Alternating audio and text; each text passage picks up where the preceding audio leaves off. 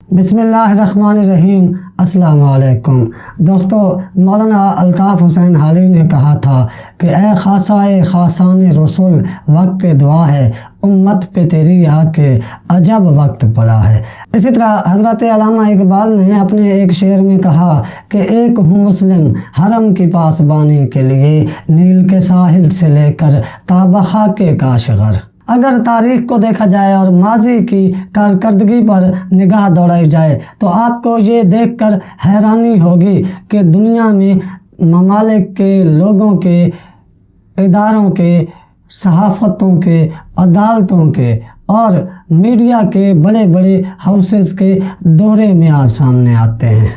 हर वो एफ़र्ट जिसमें किसी ताकतवर को फ़ायदा देना हो, उसके लिए अल्फाज का चुनाव और होता है और कमज़ोर के लिए अल्फाज का चुनाव और होता है। ख़बर देते हुए ये बड़े बड़े मीडिया हाउसेस, जिन्हें दुनिया भर में अहमियत दी जाती है, जिनकी ख़बरों को दुनिया भर में पढ़ा जाता है, वो अपनी ख़बर के अल्फाज का चुनाव ऐसे करते हैं कि बड़ी ताकतों को उससे फ़ायदा मिलता है और कमज़ोरों को नुकसान होता है। जब कोई बड़ी ताकत किसी मज़लूम पे जुल्म करती है तो ये ऐसे अल्फाज इस्तेमाल करके उस वाक़े को बयान करते हैं कि बड़ी ताकत मज़लूम बनकर सामने आती है और कमज़ोर ज़ालिम बनकर सामने आता है। बड़ी ताकत जुल्म भी करती है और उसको लोगों की हमदर्दियाँ भी मिल जाती हैं, और कमज़ोर जिस पर जुल्म होता है वो जुल्म बर्दाश्त भी करता है और लोग भी उसी से नफ़रत करते हैं। मज़ीद तफसील से पहले आप हमारे इस चैनल को सब्सक्राइब कर लें और साथ लगे घंटी के निशान को ज़रूर दबाएं ताकि आपको हमारी आने वाली तमाम तारीख़ी, मालूमाती और करंट अफेयर्स पर तजज़ियाती वीडियोस के नोटिफिकेशन मिलते रहें।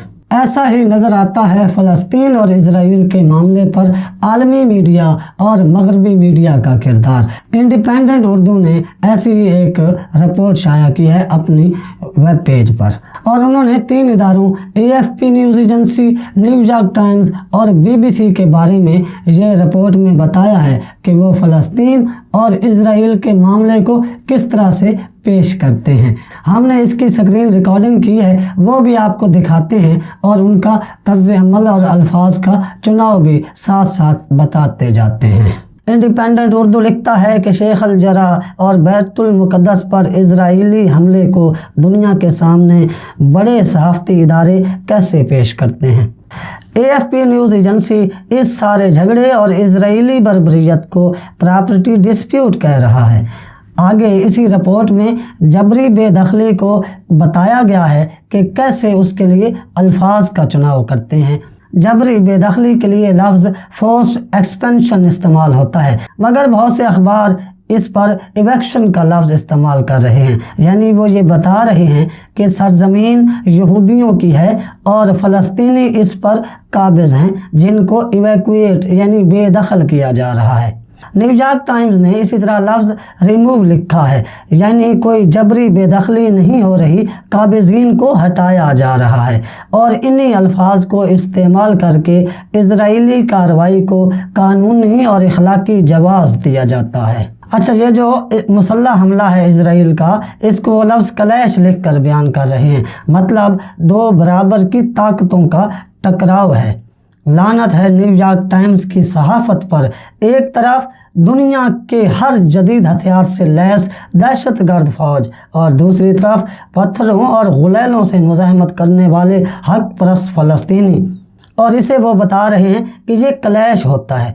इस तरह जब फ़लस्तीनी पत्थर मारे तो उसे अटैक कहकर लिखते हैं, यानी हमला, और इज़राइल जब बमबारी करे या टैंक के गोले मारे या नहित्ते फ़लस्तीनियों पर गोली चलाए तो उसे रिटेलिएशन कहते हैं, यानी जवाबी कार्रवाई। अखबार ने यहाँ एक इज़राइली सिपाही गिलाद शाल्त का हवाला दिया है। ये 2006 में फ़लस्तीनी अस्करियत पसंदों के हाथों पकड़ा गया था और फिर 2011 में कैदियों के तबादले में इसे रिहा किया गया था। इसके बारे में मगरबी मीडिया ने लफ्ज़ किडनैप यानी अगवा लिखा, और इसके बदले में जब इज़राइल ने 60 سے زائد حماس کے ارکان کو گرفتار کر لیا تھا، جن میں سے کوئی نصف درجن ارکان پارلیمان کے رکن تھے، تو اس کے لیے مغربی میڈیا نے لفظ اریسٹ استعمال کیا، یعنی گرفتار کیا۔ اسی طرح جب بی بی سی رپورٹ کرتا ہے تو وہ فلسطینیوں کے جواب کو ایٹراسٹی، بروٹل اٹیک، سلاٹر اور لنچنگ کے نام دیتا ہے، جو وحشیانہ طرز عمل کو اور بربریت کو ظاہر کرتے ہیں، اور فلسطین کی طرف سے جوابی کارروائی کرنے والوں کو ٹیررسٹ کہتا ہے۔ مگر جب یہودی کوئی دہشت گردی کرتے ہیں تو ان کو دہشت گرد کہنے کے بجائے ایکسٹریمسٹ یا ویجیلنٹ کہتا ہے، یعنی شدت پسند یا خدائی فوجدار۔ اس طرح نہ صرف حقیقت چھپائی جاتی ہے بلکہ اسرائیل کی غیر قانونی اور غیر اخلاقی اور قبضہ کی کارروائی کو قانونی کور دے کر دنیا کے سامنے یہ پیش کیا جاتا ہے کہ اسرائیل تو بے گناہ ہے، وہ تو اپنا سیلف ڈیفنس کر رہا ہے، دہشت گردی تو مظلوم فلسطینی کرتے ہیں۔ یعنی اسرائیلی دہشت گردی بھی کرتے ہیں، ظلم بھی کرتے ہیں، اور دنیا میں ان بڑے بڑے مغربی صحافتی اداروں کی الفاظ کی وجہ سے ہمدردی بھی حاصل کرتے ہیں، جبکہ فلسطینی جن پر ظلم ہوتا ہے وہ صبر بھی کرتے ہیں، اور ان بڑے صحافتی مغربی میڈیا کے اداروں کی وجہ سے دنیا بھر سے ان کو نفرت بھی ملتی ہے۔ بہرحال یہ بڑے صحافتی ادارے فلسطینیوں کی جد و جہد کو جو بھی کہیں، حقائق کو جتنا بھی توڑ مروڑ کر پیش کریں، دنیا کے سامنے سچائی تو آ ہی جاتی ہے، ظلم کا پردہ تو چاک ہو ہی جاتا ہے۔ فلسطین جل رہا ہے، امت خاموشی اور بے حسی سے سو رہی ہے، اور اپنی بزدلی پر نہ صرف یہ کہ نوحہ نہیں کر رہی، آنسو نہیں بہا رہی، بلکہ بے حس ہو کر مردہ ہو کر پڑی ہے۔ فلسطینی سلطان صلاح الدین ایوبی کو دوبارہ آوازیں لگا رہے ہیں کہ اے اللہ پھر صلاح الدین بھیج، پھر صلاح الدین بھیج، اور انشاءاللہ ایک دن کوئی صلاح الدین ایوبی جیسا جانثار پھر آئے گا جو قبلہ اول کو یہودیوں کی گرفت سے نکالے گا اور یہودیوں کو نکیل ڈالے گا، اور ان کے تمام جرائم کا ان سے حساب لے گا، اور مظلوم فلسطینی بہنوں، بیٹیوں، ماؤں اور بچیوں کو انصاف دلائے گا۔ رہی امت مسلمہ، وہ تو اپنی بزدلی اور بے راہ روی کی ایک عظیم داستان رقم کرنے میں لگی ہوئی ہے۔